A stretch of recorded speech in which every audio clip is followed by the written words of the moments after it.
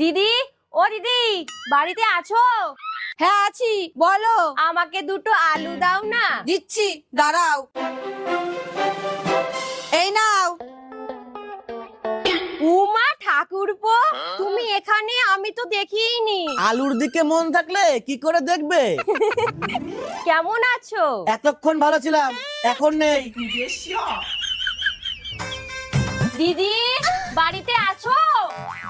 হ্যাঁ আছি, ভেতরে আসো। ও খাচ্ছো? বলছি একটু তরকারি দেবা, ভাত খাবো। দিচ্ছি।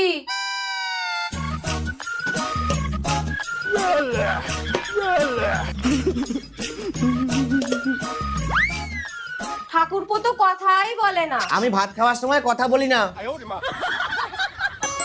দিদি, হ্যাঁ বলো। আমাকে কটা লঙ্কা দেবা? এই নাও।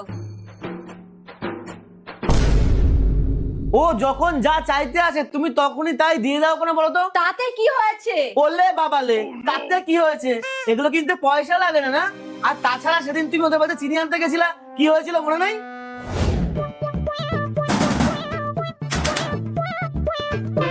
বলো দিদি, একটু চিনি হবে? কি আর বলবো দিদি, চিনির যা দাম, ওর বাবা কাউকে দিতে মানা করেছে।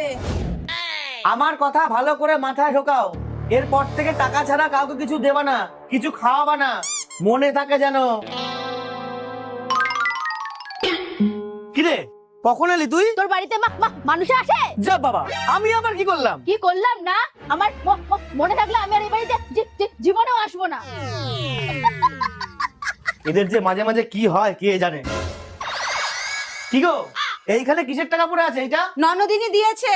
বাবা, ওর মন এত ভালো হয়ে গেল, নিজে টাকা দিয়ে গেল। আহারে, ও নাকি নিজে টাকা দিয়ে যাবে। মাছ ভাত খাইয়ে ঝগড়া করে 150 টাকা নিয়েছি।